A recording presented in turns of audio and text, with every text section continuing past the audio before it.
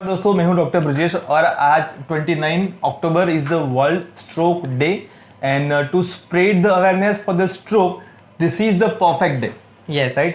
तो स्ट्रोक जिसको हम बोलते हैं कि पैरालिसिस या तो फिर पक्षघात, ठीक है, this are the common terminology use for the stroke. बहुत लोग ये नहीं जानते हैं कि स्ट्रोक अपने आप में एक मेडिकल इमरजेंसी है।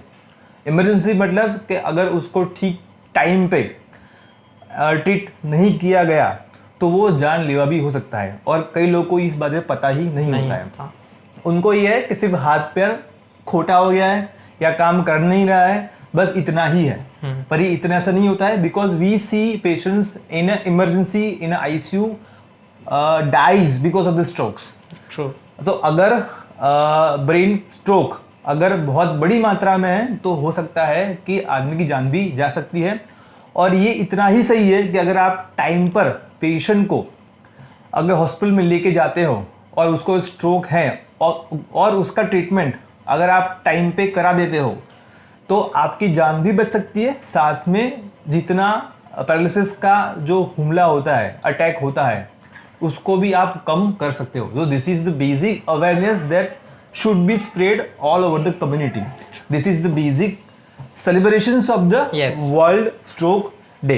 So, hello, I am Dr. Brijesh Baria. Let me introduce myself. And we have Dr. Pradeep Maheshwari here at the Usmanpura Imaging Center. हम यहाँ जानने आए हैं यहाँ पर कि what is the role of the CT scan और the MRI, जो भी modalities हैं ब्रेन को स्कैन करने की, तो उसका क्या रोल है। सबसे पहले ये जान लेते हैं कि अगर आपको कब CT स्कैन MRI करवाना है, तो सबसे पहले तो पब्लिक को ये जानना जरूरी है कि कब आपको अपीयर होना है हॉस्पिटल में डॉक्टर के पास। ठीक है, तो जब भी आपको लगे कि आपको सडनली हाथ काम नहीं कर रहा है, आप कुछ पकड़ नहीं रहे हो, आपका हाथ लिफ्ट नहीं हो रहा है, खड़ा नहीं हो रहा है, आपका पैर सही से काम नहीं कर रहा है, आप बैठ नहीं सकते हो, आप खड़े नहीं हो सकते हो, अगर आप ठीक से बोल नहीं सकते हो, अगर आप समझ भी नहीं सकते हो, अगर आपको देखने में तकलीफ हो रही है एक आंख में या दोनों आंखों में, या सडनली आप बेहोश हो रहे हो, तो इस सारे लक्षण हैं कि आपको स्ट्रोक होने की संभावना है। यहाँ पे आपको ये नहीं देख लेना है कि आपको कुछ भी नहीं है, ये सिर्फ एक वीकनेस है। लोगों को एक ऐसे मिसअंडरस्टैंडिंग होती है, ये तो खाया पिया नहीं है, उपवास किया हुआ है, तो ये तो वीकनेस है, आज जनरल वीकनेस है। नहीं, जनरल वीकनेस है तो वो तो ठीक हो जाएगी। अगर इस चक्कर में अगर स्ट्रोक निकला तो जान का खतरा बनता है। तो जब भी आपको इनमें से कोई भी लक्षण दिखे तो आपको तुरंत, और मोस्ट ऑफ द केसेस जो पेशेंट्स होते हैं वो तो बेचारे वैसे भी डिसेबल हो जाते हैं, वो खुद कुछ कर नहीं सकते हैं। तो this is the responsibility of the family member, friends and peoples surrounding. अगर आप घर पे हैं, अगर आप काम पे हैं, आपके आसपास में कई लोग हैं, अगर इन लोगों को इस जानकारी है तो वो तुरंत ही नजदीकी अस्पताल में आप जाएं। हाँ, तो व्हाई इट इज इमरजेंसी, क्योंकि आपको तुरंत ही हॉस्पिटल में जाके डॉक्टर को दिखाना है। अगर स्ट्रोक नहीं है तो वेल एंड गुड, अगर है तो आपको तुरंत उसका ट्रीटमेंट करना है, क्योंकि this is a brain attack. और ब्रेन अटैक में every minute counts, every minute is a brain, time is important. और अगर एक हमारी लैंग्वेज में बोला जाए तो अ लार्ज स्ट्रोक, ठीक है, अगर एक लार्ज को तो हर मिनट में at least I think 1.9 million neurons die, 13.8 synapses, and I think 12 kilometer of the axonal, that is the circuit nerve fiber that destroys within a minute, it goes, so it's basically death of the brain tissue. So you have to prevent it, you have to treat it. That's why you have to report immediately to the hospital. The thing is, every minute is important, just same as the heart attack. Yes. So consider brain attack equal to heart attack. तो ये जानकारी होना बहुत जरूरी है। और आपको ये लक्षण दिखने के बाद किसी भी मरीज के अंदर आपको कम से कम 1 घंटे के अंदर मरीज को हॉस्पिटल में आपको उसको एडमिट करा देना है। Now it comes to the part of the diagnosis, कि अगर आप ले तो आए हैं, आपको लगा कि स्ट्रोक है, लेकिन आप जब हॉस्पिटल में जाते हो तो वो स्ट्रोक है कि नहीं है वो डॉक्टर आपको पहले जांच करेगा। जांच करने के बाद अगर स्ट्रोक है तो वो पता कैसे चलता है, तो here the part comes to the imaging and radiology department. तो चलिए बात करते हैं कि what are the role of brain imaging in stroke. Stroke को डायग्नोस करने के लिए बेसिकली हमको सीटी स्कैन या एमआरआई करना पड़ता है, क्योंकि वही दो मॉडलिटी है जिससे हमको पता चलेगा कि स्ट्रोक का कारण क्या है। और कोई मॉडलिटी नहीं है। और कोई मॉडलिटी से आपको इतना, और कोई मॉडलिटी है भी नहीं एक्चुअली। हाँ, मेन स्ट्रोक के दो टाइप्स होते हैं, हेमरेजिक स्ट्रोक या तो नॉन हेमरेजिक स्ट्रोक। हेमरेज वाला स्ट्रोक होता है या तो नॉन हेमरेजिक स्ट्रोक होता है। वो दो बेसिकली आपको सीटी स्कैन और एमआरआई से बेहतर पता चलते हैं। नॉन हेमरेजिक स्ट्रोक्स में बाकी सब टाइप्स होते हैं कि ब्लड क्लॉट वाला स्ट्रोक है या ट्यूमर वाला स्ट्रोक है या बाकी सब, बट बेसिकली इमेजिंग जो 80% जो चीज़ें होती है कि हेमरेजिक है या नॉन हेमरेजिक स्ट्रोक, वो आपको सीटी स्कैन और एमआरआई से बहुत ही तुरंत पता चल सकते हैं। और हाँ, सीटी स्कैन बहुत ही कम टाइम लेता है।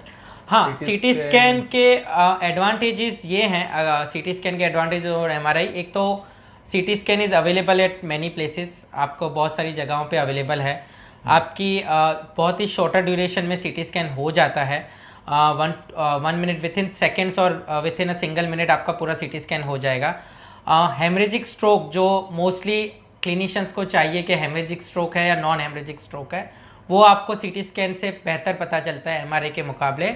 और चौथी चीज़ है कि थोड़ा cost wise CT scan MRI से थोड़ा सस्ता है। तो ये चार चीज़ें हैं कि जिसमें हमको सीटी स्कैन एडवांटेज देती है एमआरआई से। CT scan is a cost effective रहता है, डायग्नोस्टिक मोडालिटी। यस यस, जहाँ पे हमें कम पैसे में भी अच्छा सा ट्रीटमेंट डायग्नोसिस मिल जाता है और तुरंत भी मिल जाता है। तुरंत मिल जाता है, और तुरंत मिलना यहाँ पे बहुत ही इंपॉर्टेंट है, क्योंकि अगर आपका नॉन हेमरेजिक स्ट्रोक है, स्पेशली जहाँ ब्लड क्लॉट की वजह से अगर आपका ब्रेन टिश्यू डेथ हो रही है, वहाँ पे ट्रीटमेंट पॉसिबल है, जहाँ पे हम लोग एक आईवी इंट्रावेनस रूट से मेडिसिन देते हैं जिसको बोलते हैं अल्टीप्लेस या अदर जो भी है जो क्लॉट को डिसॉल्व करती है। तो अगर हम उसको टाइम पे दे सकते हैं, और टाइम यहाँ पे रहता है कम से कम आपका 3 घंटे या जो फिर अगर 4.5 घंटे मैक्सिमम, या तो अगर आप इस डायग्नोस इस टाइम पीरियड के अंदर हो जाता है और 3 घंटे के पहले या 4.5 घंटे के पहले अगर आप वो दवाई दे देते हैं, तो हो सकता है कि आपका जो ब्रेन टिश्यू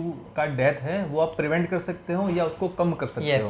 तो इसलिए बहुत ही इंपॉर्टेंट है। इसलिए CT scan I think is better when you want to see whether it's a stroke or not, especially it is a non-hemorrhagic और hemorrhagic stroke। तो वो करता है। अगर बेसिकली 80-90% में वही देखना होता है क्लिनिशियंस को। Yes okay. तो कई लोग एमआरआई भी करवाते हैं, तो एमआरआई का क्या मतलब है? एमआरआई का एडवांटेज एक तो बिकॉज सीक्वेंसेस में कुछ सीक्वेंसेस एमआरआई के ऐसे जिसमें हमको बेटर एनाटॉमी पता चलती है, ब्रेन के कौन कौन से पार्ट में इन्वॉल्व है स्ट्रोक, एक चीज़ वो है। दूसरी चीज़ है कि हम क्वांटिफाई कर सकते हैं एमआरआई में कितना वॉल्यूम इन्वॉल्व है ब्रेन का, वो कर सकते हैं।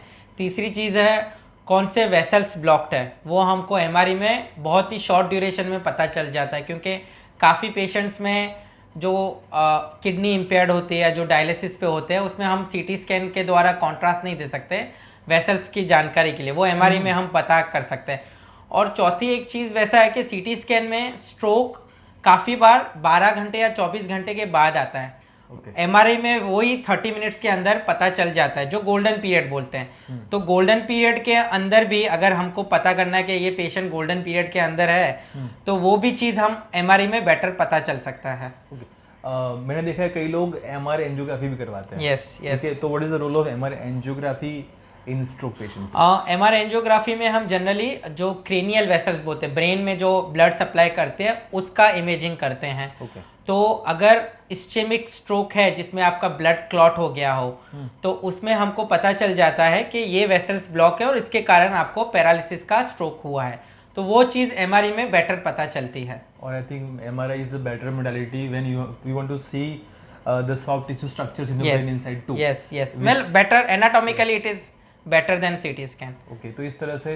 पर प्रॉब्लम में एमआरआई की ये है कि एक तो हर जगह ये अवेलेबल पॉसिबल नहीं है, कॉस्टली है, टायर 2 टायर 3 सिटीज में अवेलेबल नहीं होगा, costly, it takes a lot of time. तो काफ़ी पेशेंट्स जो आईसीयू वाले होते हैं तो मे बी वो ना करने दे, because it takes around 15 to 20 minutes, तो वो पॉसिबल नहीं होता, थोड़ा कॉस्टली भी है। हाँ, और तो वो सब पूरे चीजें बड़े मशीन में जाके बड़े मशीन में जाके काफी मिनटों तक उसके Yes. अंदर रहना वो काफी मतलब वो मुश्किल रहता है। मुश्किल रहता है। यस, पर उससे इमेजेस तो अच्छी मिलती है। इमेजेस बेटर मिलती है। और अगर नॉन हेमरेजिक स्ट्रोक के जो दूसरे कारण हैं, ट्यूमर हो, एब्सेस हो या माल फॉर्मेशन हो, तो वो सब चीज़ें एमआरआई में बेहतर पता चलती है। But that is a 10% of the cases. Most of the cases में सीटी स्कैन और MRI is more than sufficient. Okay, तो to conclude I think brain imaging study, especially CT scan and MRI, are the only modality to Yes, diagnose the to stroke. diagnose Number one stroke. thing.